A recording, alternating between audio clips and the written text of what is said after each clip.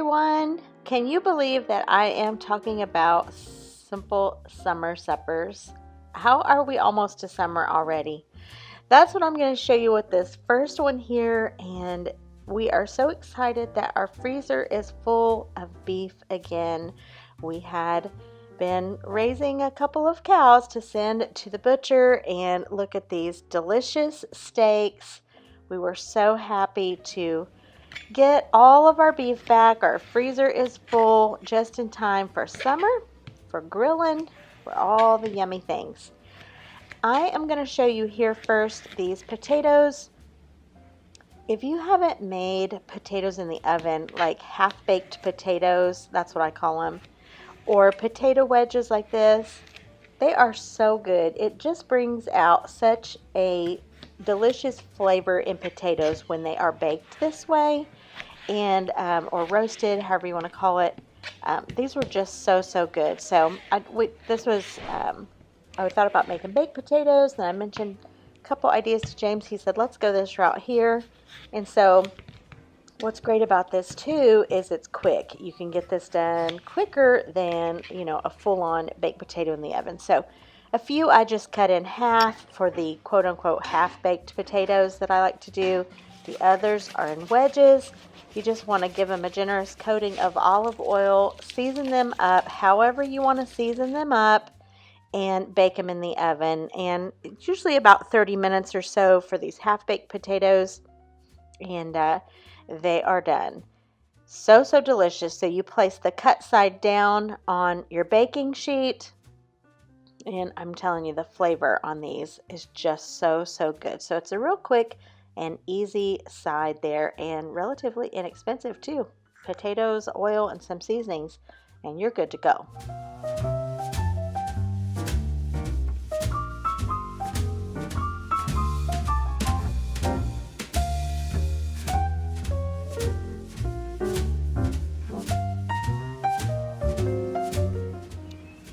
Listen to those birds singing. I've got the windows open on this day. Steaks are off the grill. Oh my goodness, looks so good. We're just so happy for warm weather and grilling season. Just so happy about all of it. Look at these potatoes. Oh my goodness, they almost get a little bit of a sweet flavor. I don't know, they're just so good. And we just had a simple salad, and we ate on the porch. And so you'll be seeing some of these simple summer suppers on my channel throughout the season, and I hope you get some inspiration from them.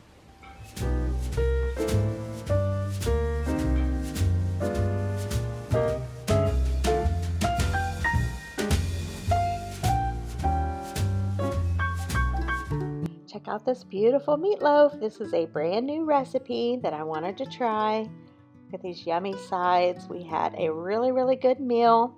I'm going to tell you about it here in a second, but this meatloaf recipe, like I said, it's one that I came across and thought sounded good, and I really wanted to try, and our son Riley really loves meatloaf, so I thought, okay, we've got to try this on family night. So I'm going to tell you guys about this recipe, and spoiler alert, it was delicious. Okay, I am trying a new meatloaf recipe for today. There's so many meatloaf recipes, so little time.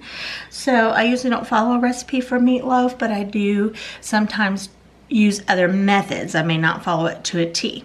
So today I'm going to follow one that I saw on Instagram. I think the channel is Thorn Cove Abode, I believe.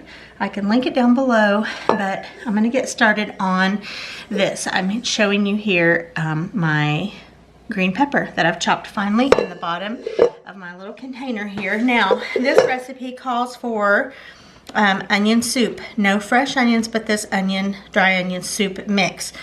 I'm doubling the recipe. It is for 1.5 pounds. I'm using 3 pounds.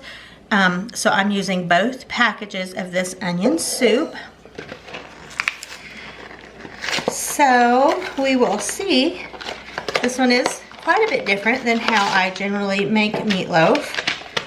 And part of me says, should I put both of these in there? But I'm going to. I am going to. Okay. That's going to be a lot of good flavor, I know. All right, I'm making messes over here. Let's get this wiped up real quick.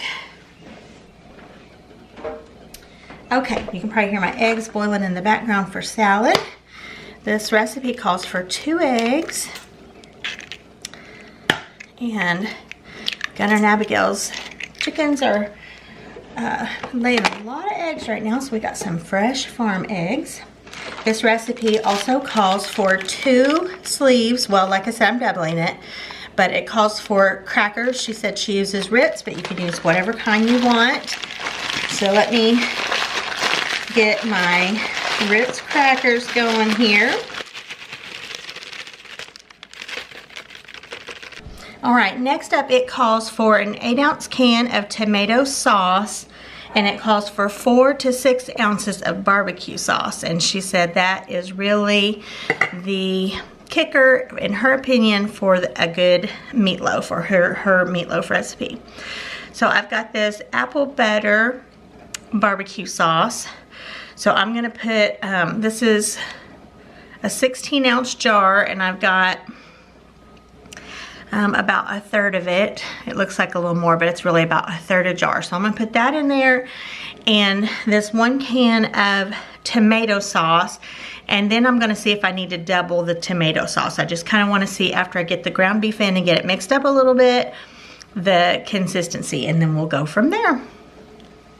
Okay, here it is. It looks absolutely great. I am going to only use 1 can, the 8-ounce can of tomato sauce. I feel like that's enough right now. And then she does say ketchup to taste. I'm gonna use my ketchup for my topping, and I like to add a little bit of brown sugar to mine. Hers doesn't say that, but I definitely, that's really what makes meatloaf for me. So probably that'll go on in the last little bit of bake time.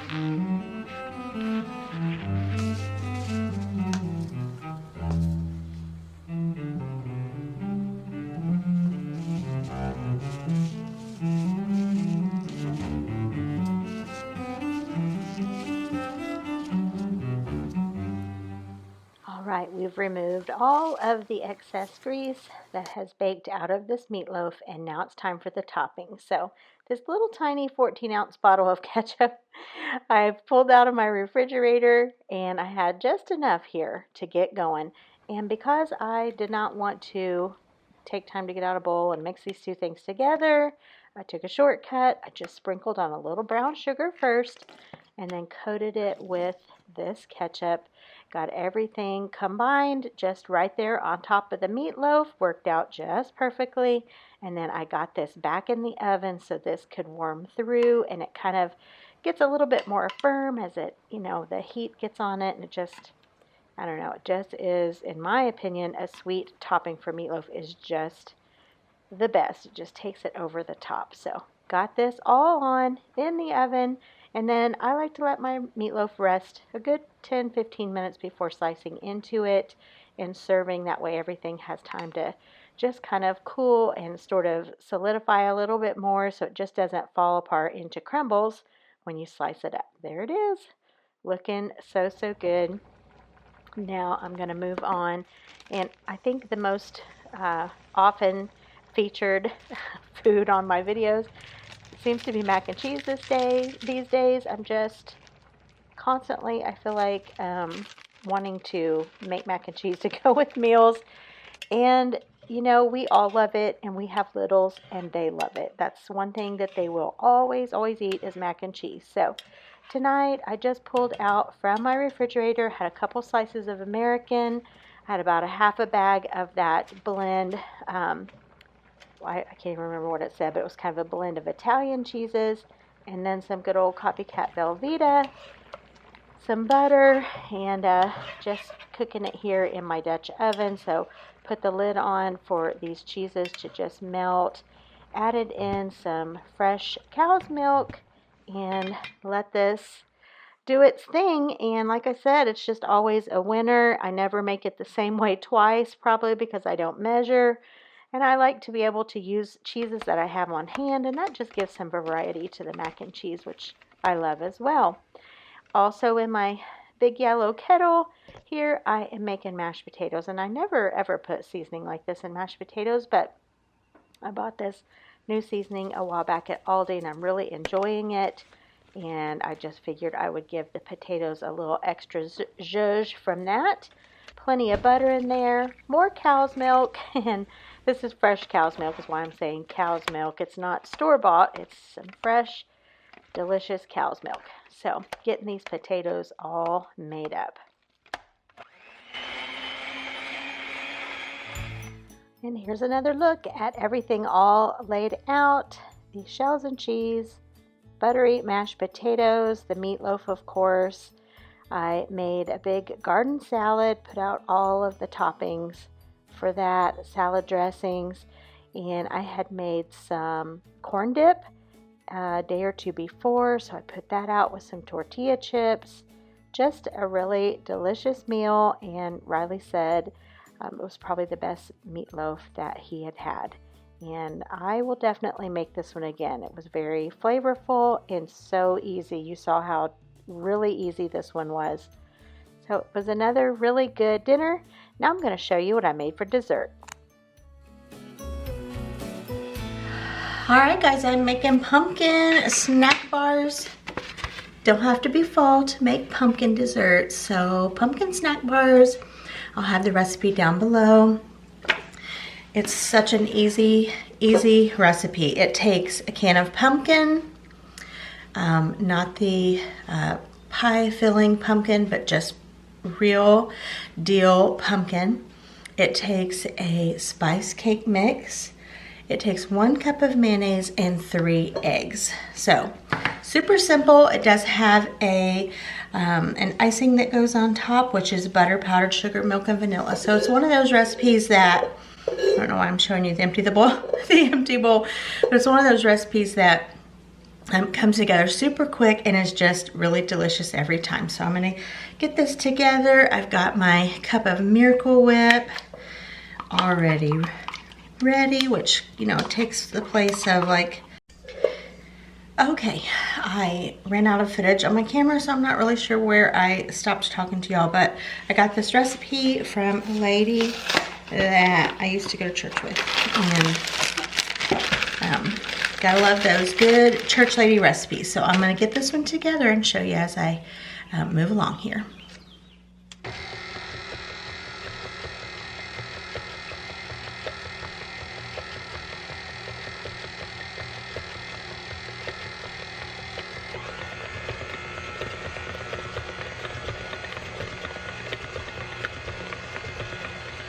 So I bake these on a cookie sheet, and they just are the perfect thickness for a bar style dessert. And also when you bake something like this on a cookie sheet or whatever, it bakes up pretty quick because, you know, it's got more space to spread out there, and it just doesn't take it near as long as a cake. But this one is, like I said, just so easy to put together and just really delicious. And I'm of a mind, you know, just have pumpkin whenever you want. And I still had a couple cans and still had the spice cake in there. So I knew I was going to put something together with pumpkin pretty soon, and this fit the bill. All right, and so for the frosting, but my butter was softened, that it took powdered sugar, some vanilla, and instead of milk, I used heavy cream.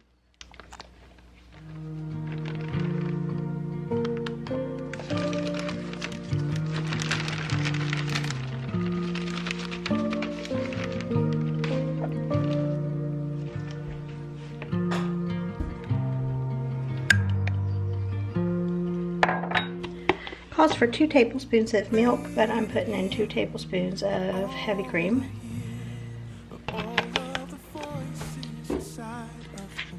And vanilla.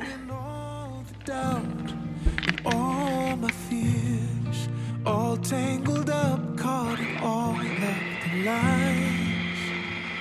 I'm searching for the missing piece, looking for a song to sing, to calm this heart inside of me. Oh, it's the love you are, so unconditional to me, deeper than any scar, higher than any star I reach. Oh, it's the love you are. Oh, oh. Rainfall, dry ground, light in the darkness and wind in the sail. I need you, I need you, and oh God, I always will, 'cause it's the love you are, so unconditional. This icing tasted especially good this night. I don't know if it was the heavy cream, I don't know what it was, but it was delicious. And these were devoured. They went really, really quickly. They just hit the spot this night. So definitely try this recipe or save it for fall. If you'd rather wait till then, this is one that you definitely, I think, would enjoy if you like pumpkin.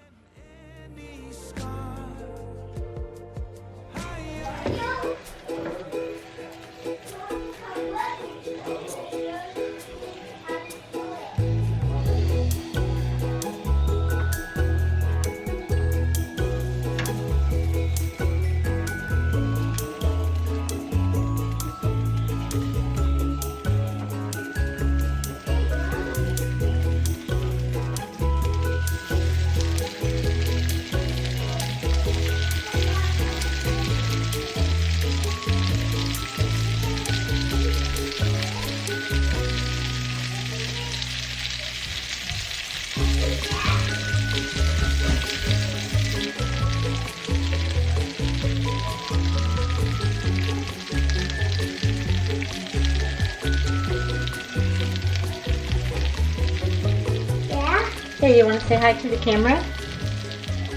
Hi, teacher. Oh my goodness. Need it a little bit closer. It's food. Look, it sees you. Can you wave? Hello, poopy head. Say hi, people. Be careful, that's hot up there. Say hi, friends. Hi, friends. Say, I'm spending the night with Pops and Gigi. I'm spending the night with Pop and Gigi. And she's cooking us some dinner. And she's cooking them some dinner. Now here, I'll hold you closer so you can say hi closer.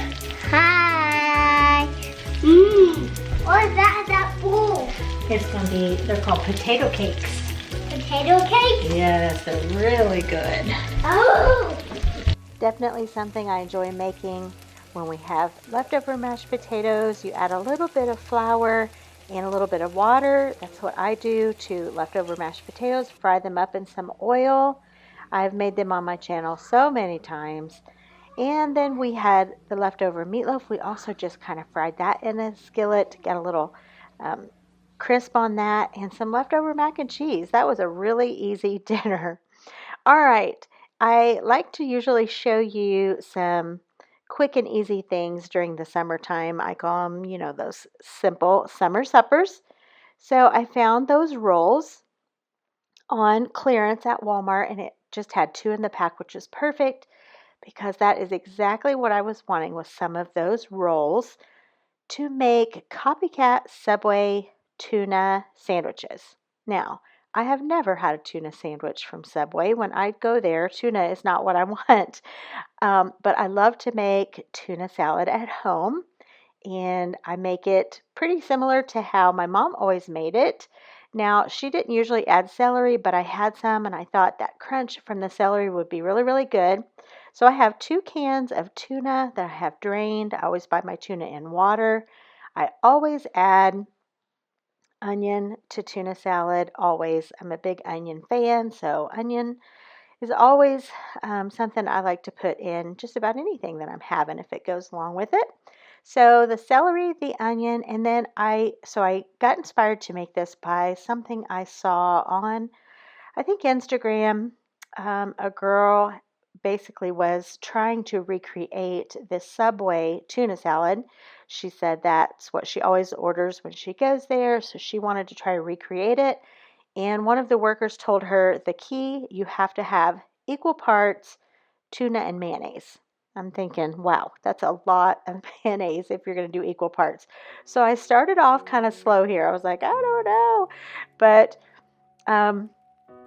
I finished out my jar of Hellmann's, went ahead and got some Dukes, and I was like, okay, I'm going to add a little more. And she said on the little video that I saw that basically, I think it was just like salt, pepper, tuna, mayonnaise. I added the celery, the onion. And she said it really tasted close to what Subway was. So I was like, okay, I don't know because I've never had it, but it sounded good. And I'm a big tuna salad fan. So she said these are the rolls that she always buys at Walmart. And so I bought those same ones, only I got the wheat. That's what they had available. 2 for 68 cents. Couldn't beat that.